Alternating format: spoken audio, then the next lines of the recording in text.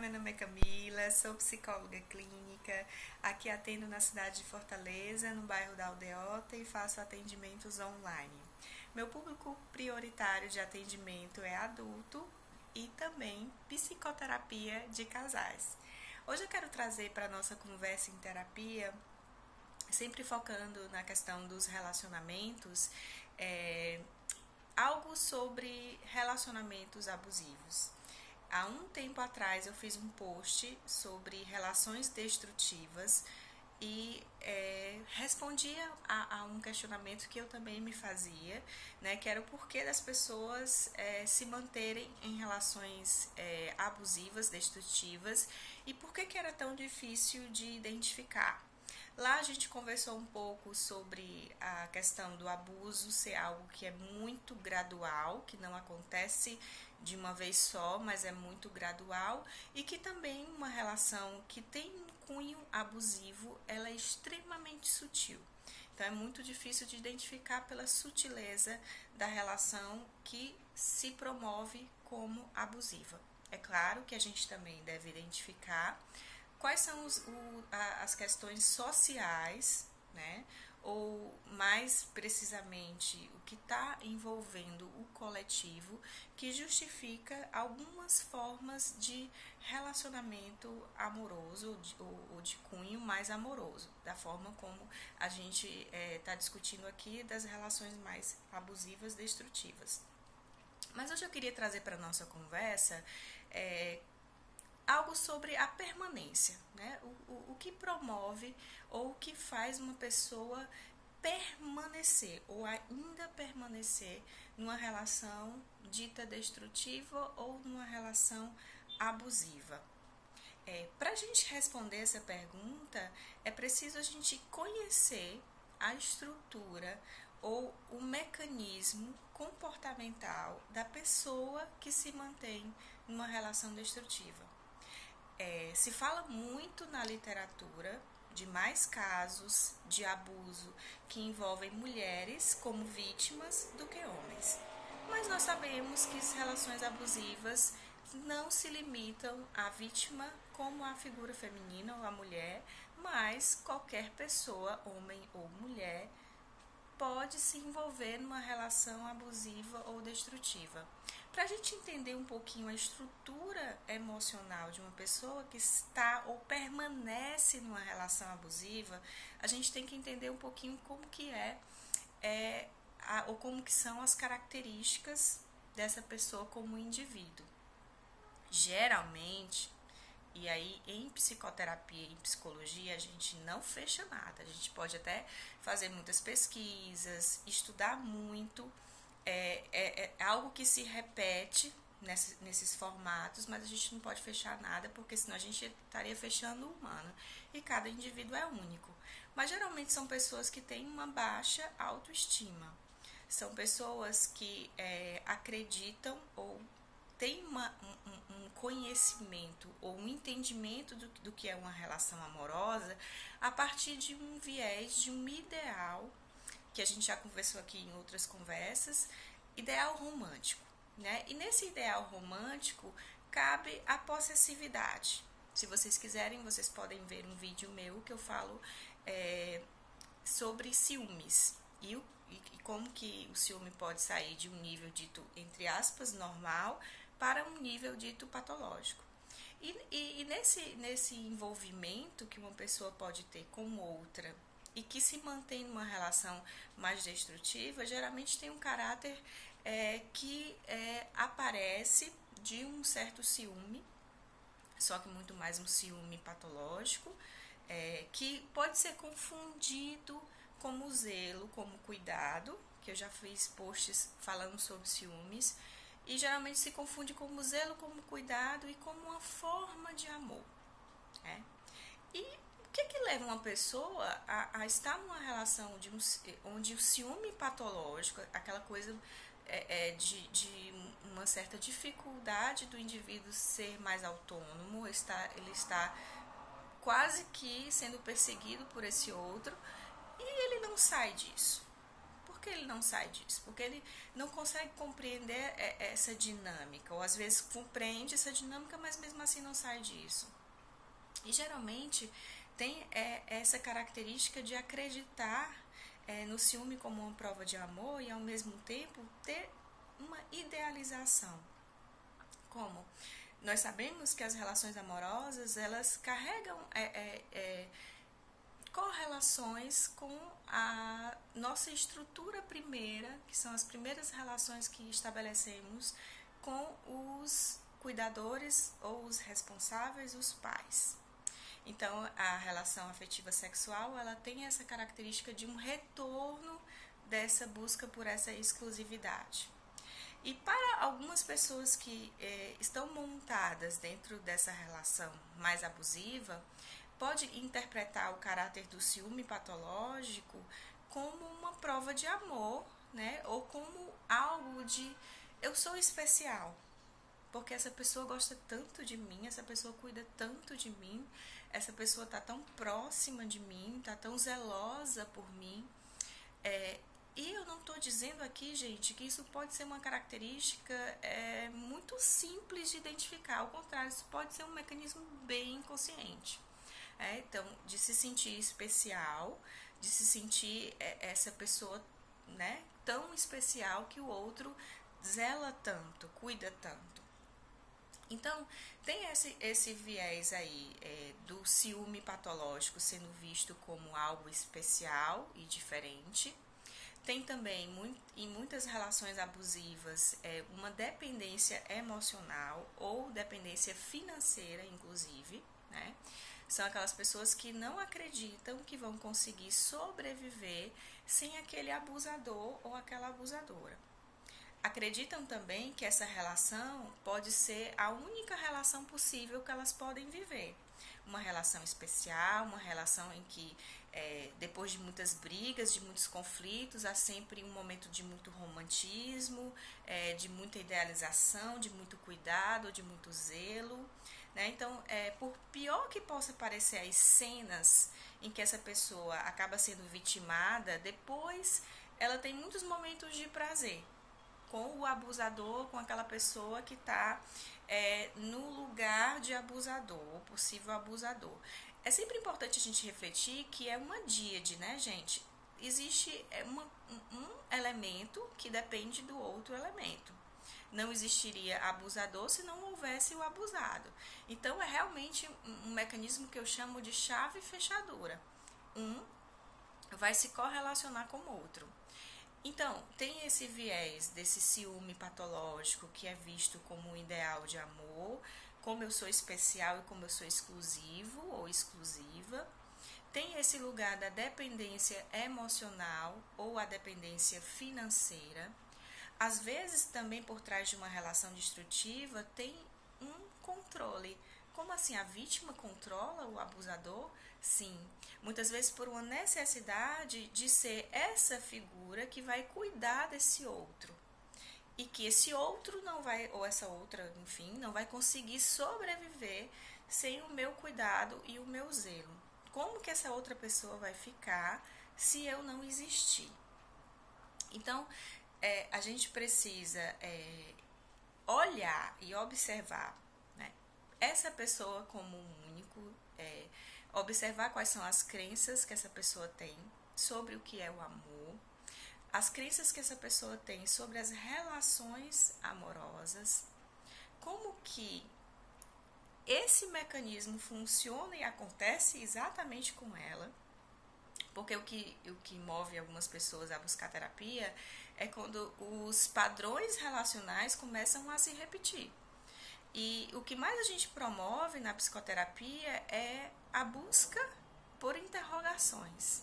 Junto com o nosso cliente, ele vai se interrogar o motivo pelo qual isso se repete, ou isso está se repetindo na vida dele. Né? Tentar descobrir quais são essas crenças. A gente sabe que, por pior que possa parecer a relação, tem algum reforçador que a mantém ativa. Então, esse reforçador é de que maneira? ser visto como um ser especial, diferente, eu estou sendo tão zelado por esse outro, é uma ideia de que eu não vou conseguir sobreviver sem essa outra pessoa, esse foi o único amor da minha vida, ou então um aprisionamento em momentos anteriores onde essa relação não foi abusiva. Porque, como eu já falei, uma relação abusiva, ela é gradual. Então, não começou sendo uma relação abusiva, começou sendo um romance, uma relação amorosa, às vezes muito digna, né? Muito maravilhosa. Então, a pessoa faz o que uma autora que escreveu um livro chamado Mulheres Malqueridas, acho que é Mariela o nome dela, ela vai dizer que a pessoa sofre de um certo Alzheimer, né? Como se ela tivesse esquecido a situação constrangedora ou as situações constrangedoras que ela já passou nessa relação e ela só consegue lembrar dos sexos positivos. Ou do sexo que foi muito maravilhoso, ou de como aquela pessoa é romântica, ou de como aquela pessoa dava muitos presentes ou dá muitos presentes, ou como ela é muito boa com a sua família, ou como ela cuida bem do seu filho, da sua filha. Então é como se houvesse um certo Alzheimer, um certo esquecimento, né, de situações outras difíceis ou conflitantes ou perigosas e se só lembre daquele aspecto positivo, né? O nosso vídeo já está se estendendo demais e eu queria trazer para vocês um texto de uma amiga que também é psicóloga e ela fala muito belamente sobre a busca pela saída desses aprisionamentos, né? Que muitas vezes são os nossos aprisionamentos mentais.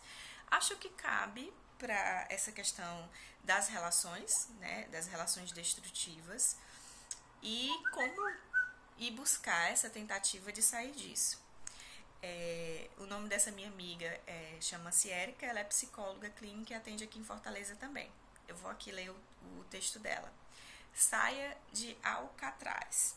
Alcatraz foi uma prisão federal de segurança máxima na Baía de São Francisco, na Califórnia. Lá estiveram os maiores criminosos norte-americanos entre os anos de 1934 e 1963.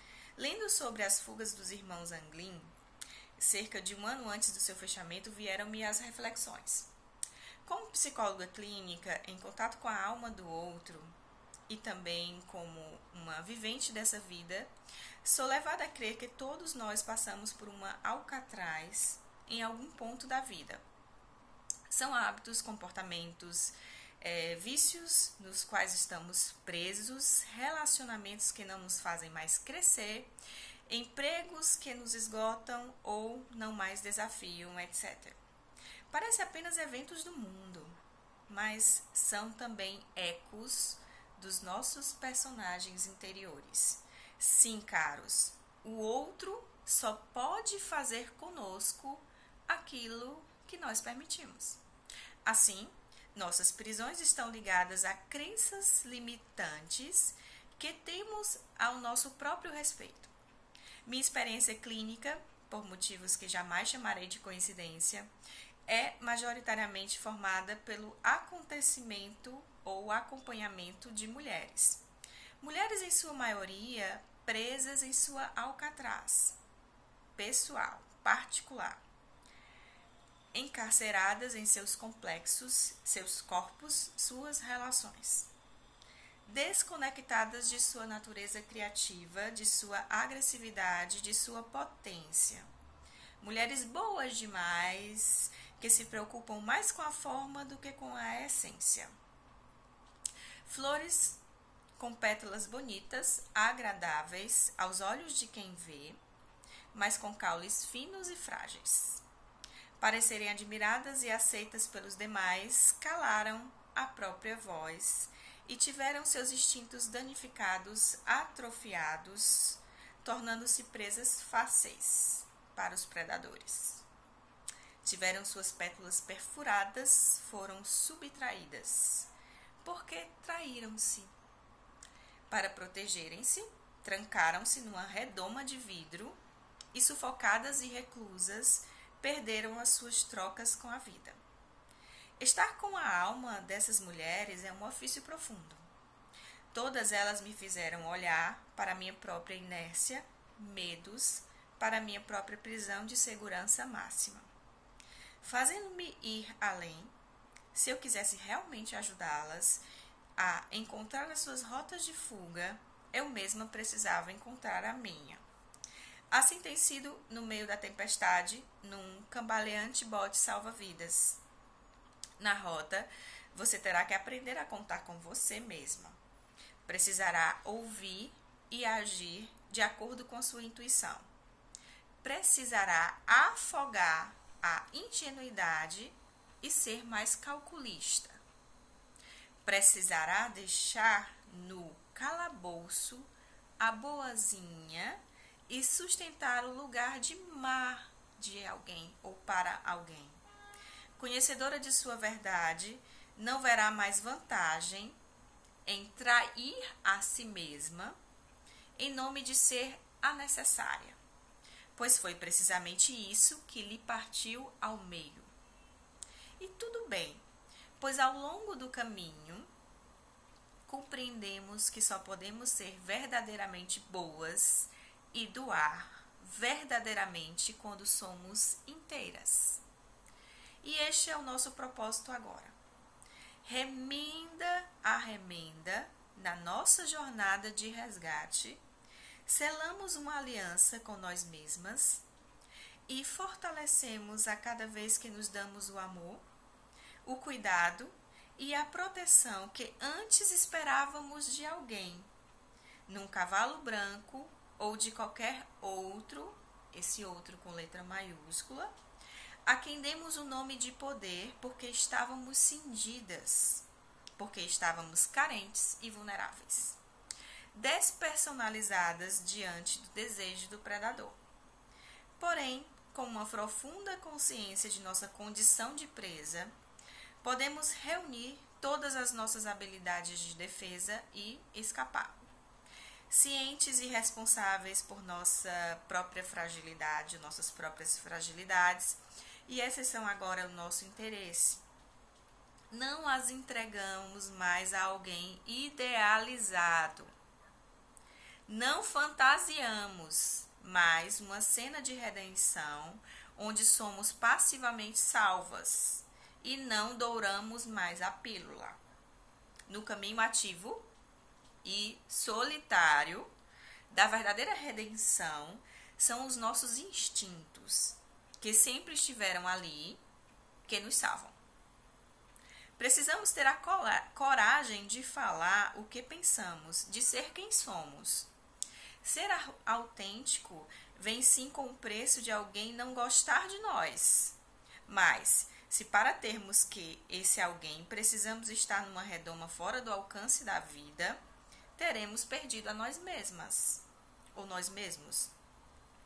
Querer o outro a nosso próprio custo nos fragiliza, nos impede de conhecer nossas vozes, cores, conteúdos e nossas possibilidades.